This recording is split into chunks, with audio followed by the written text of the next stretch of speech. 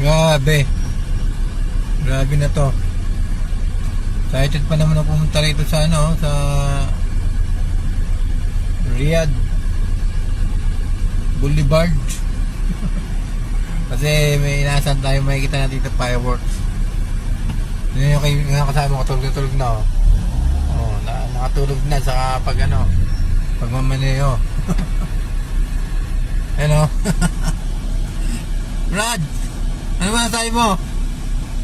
Ano masasabi mo sa pagbiyahe natin? Happy Paida. Happy Paida? Sabi nila, parang tingin ko naman hindi naman maganda yung ano eh, Red Boulevard eh. Hindi ko napipil. For the first time ko sana mapunta rito mga guys. Pero parang wala nangyari sa pinuntahan namin.